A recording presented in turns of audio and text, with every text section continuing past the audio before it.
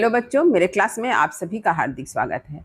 आज मैं waste Bengal council के अंतर्गत क्लास 12 के थर्ड सेमेस्टर से संबंधित एक वीडियो को लेकर उपस्थित हूँ। तो जो बच्चे वेस्ट बंगाल काउंसिल के अंतर्गत क्लास 12 में पढ़ते हैं और जिनका फर्स्ट लैंग्वेज हिंदी है, उनके थर्ड सेमेस्टर में जो कविता उन्हें पढ़नी होती है उसमें से प्रथम कविता है कबीरदास जी की साखी एवं पद। तो आज मैं कबीरदास जी की साखी और पद से संबंधित MCQ को लेकर उपस्थित हूँ। कबीरदास जी की साखी और पद से संबंधित वीडियो मेरे चैनल पर बहुत पहले ही अपलोड हो चुका है और उन सभी वीडियो का लिंक आपको डिस्क्रिप्शन बॉक्स में मिल जाएगा।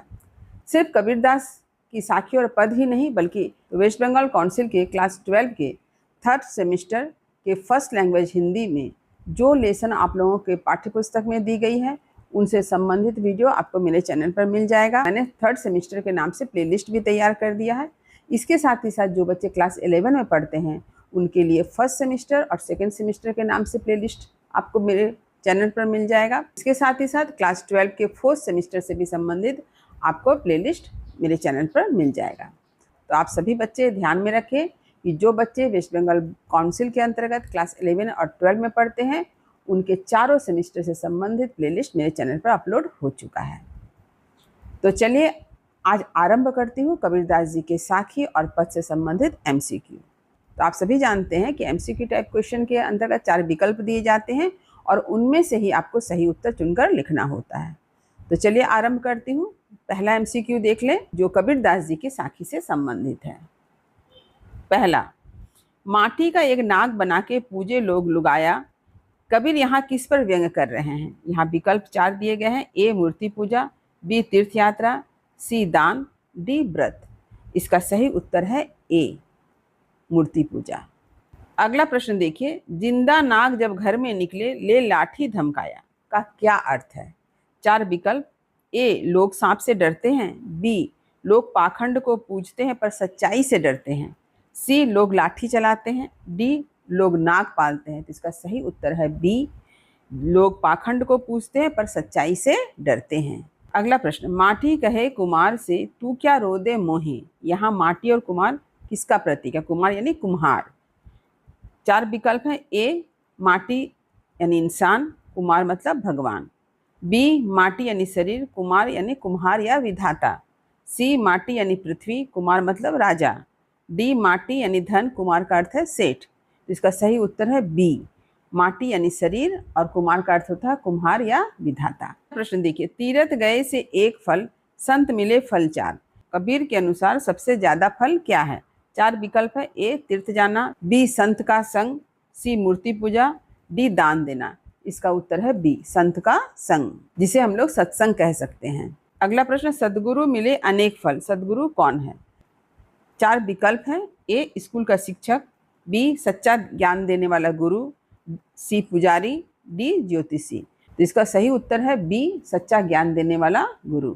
अगला प्रश्न, सदगुरु की महिमा अनंत। प्रश्न है सदगुरु क्या करता है? 4 विकल्प है। A धन देता है, B ज्ञान के नेत्र खोलता है, C बीमारी ठीक करता है, D घर बनाता है। इसका सही उत्तर है B ज्ञान के नेत्र खोलता है। अगला प्रश्न, लोचन अनंत उघारिया का अर्थ है? 4 विकल्प हैं। A आंखें बंद करना, B ज्ञान की आंखें खोलना, C सो जाना, D रोना। इसका सही उत्तर है B ज्ञान की आंखें खोलना। अगला प्रश्न, सदगुरु सवा ना कोई सगा, कबीर के अनुसार सबसे बड़ा सगा कौन है? 4 विकल्प हैं। A माता, B पिता, C सदगुरु, D भाई। इसका उत्तर है C सदगुरु। अगला प्रश्न देखिए, हरिजन सही न जाति, कबीर किसका विरोध करते हैं? 4 विकल्प में से A है पूजा का, B जाति भेद का, C शिक्षा का, D दान का। इसका सही उत्तर है B जाति भेद का। अगला प्रश्न देखिए, आखड़िया झाई परी पंथ निहारी निहारी, कौन किसका इंतजार कर रहा है? 4 विकल्प हैं। A मित्र का, B राम यानी ईश्वर का, C गुरु का, D धन का। इसका सही उत्तर है B राम यानी ईश्वर का। अगला प्रश्न देखिए, जी भड़िया छाला पड़ा राम पुकारी पुकारी, इससे क्या पता चलता है? 4 विकल्प दिया गया है। A व्यक्ति बीमार है, B भक्त लगातार ईश्वर का नाम ले रहा है, C व्यक्ति प्यासा है, D व्यक्ति गुस्से में है। इसका सही उत्तर है B कि भक्त लगातार ईश्वर का नाम ले रहा है। अगला प्रश्न देखिए, सबे रसायन मैं किया हरि रस सम नहीं कोई, सबसे बड़ा रस क्या है? 4 विकल्प हैं। A भोजन का रस, B हरि भक्ति का रस, सी संगीत का रस, डी प्रेम का रस। इसका सही उत्तर है बी हरि भक्ति का रस। अगला प्रश्न देखिए, रंचक घट में संचरे तो सब तन कंचन होई, हरि रस की एक बूंद से क्या होता है? 4 विकल्प हैं। ए शरीर बीमार हो जाता है, बी पूरा शरीर सोने जैसा पवित्र हो जाता है, सी धन मिलता है, डी नींद आती है। इसका सही उत्तर है बी पूरा शरीर सोने जैसा पवित्र हो जाता है। अगला प्रश्न देखिए, तू करता तू भया मुझ में रही न हूं, यह किस अवस्था को दर्शाता है? 4 विकल्प है। ए अहंकार, बी आत्मसमर्पण या ब्रह्म से एकाकार, सी क्रोध, डी उदासी। इसका सही उत्तर है बी आत्मसमर्पण यानी ब्रह्म से एकाकार।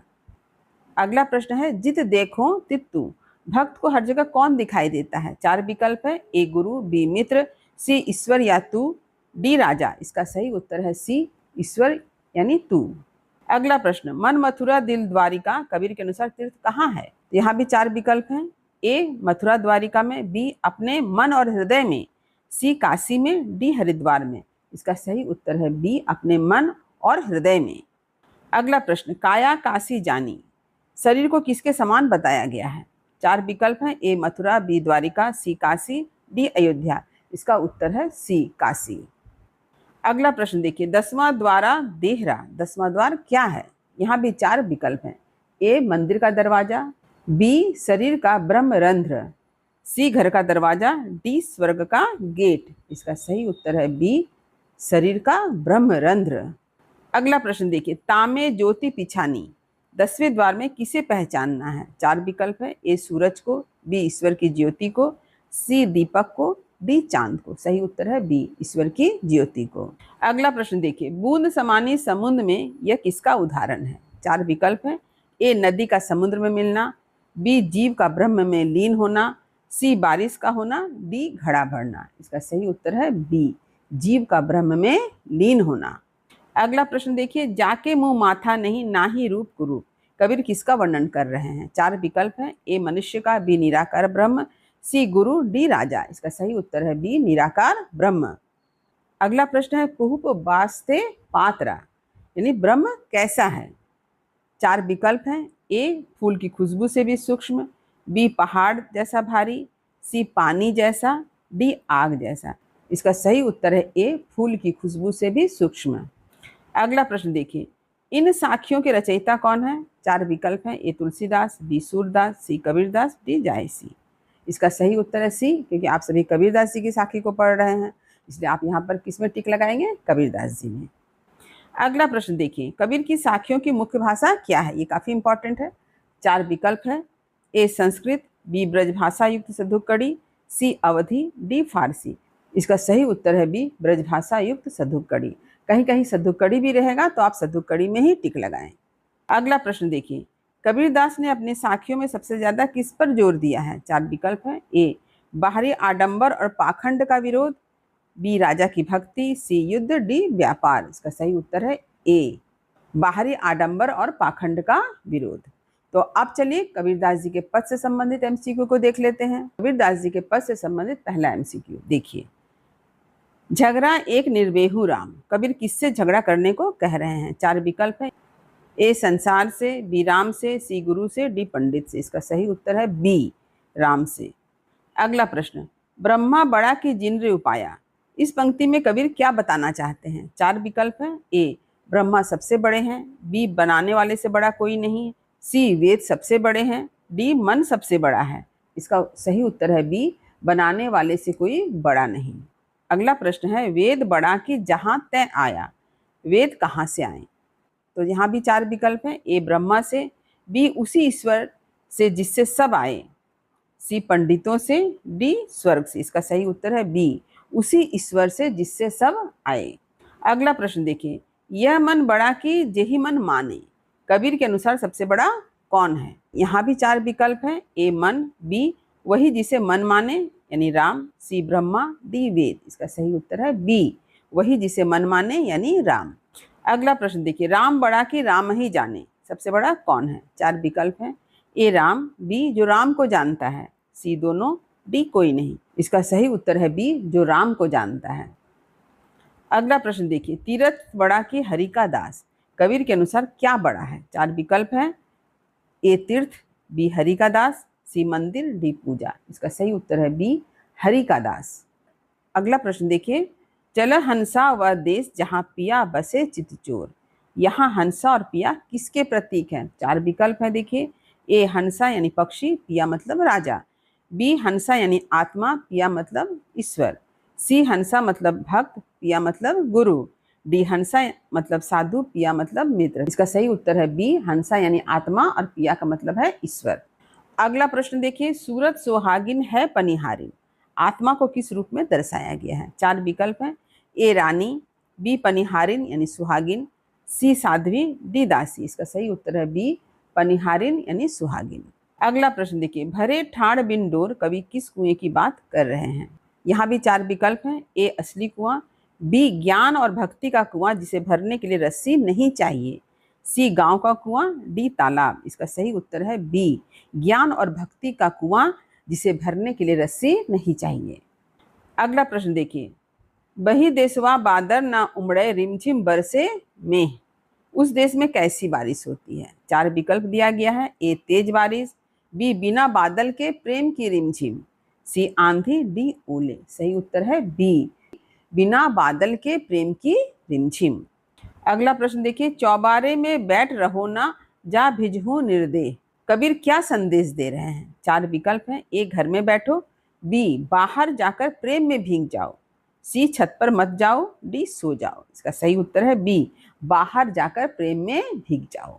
अगला प्रश्न देखिए, बही दिसवा नित पूर्णिमा कबहू न होए अंधेर, उस देश की क्या विशेषता है? 4 विकल्प है। ए वहाँ रात नहीं होती, बी वहाँ हमेशा उजाला यानी ज्ञान रहता है, सी वहाँ चांद नहीं है, डी वहाँ सूरज नहीं।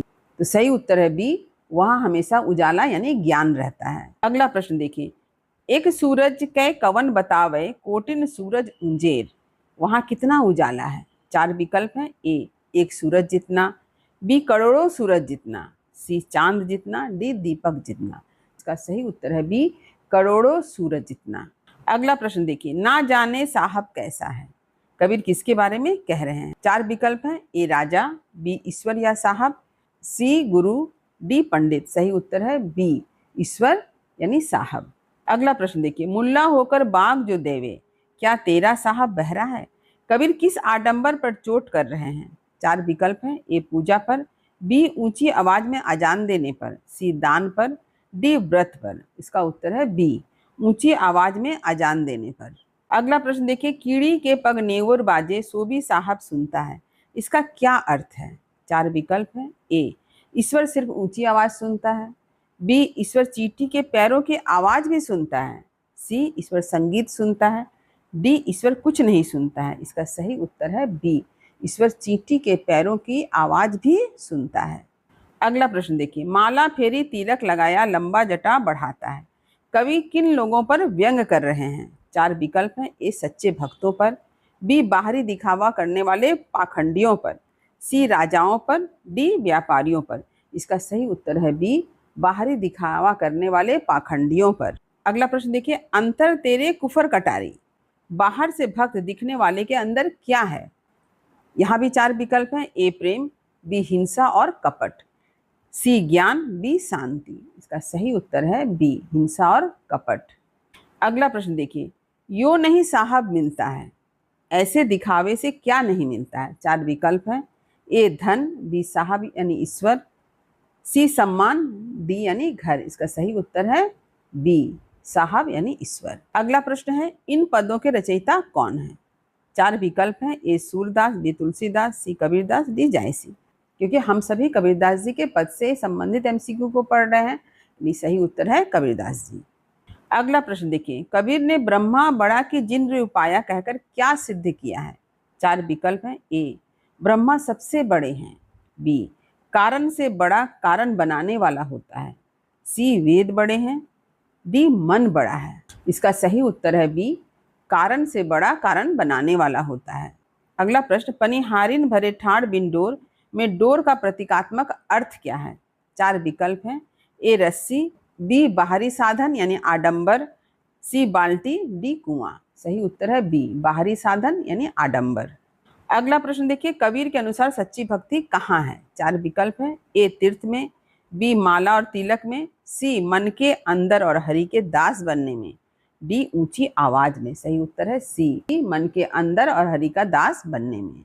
अगला प्रश्न देखिए, कोटिन सूरज उंजेर यह किस लोक का वर्णन है? 4 विकल्प हैं। ए पृथ्वी लोक, बी ईश्वर का लोक यानी आत्मा का देश, सी स्वर्ग लोक, डी पाताल लोक।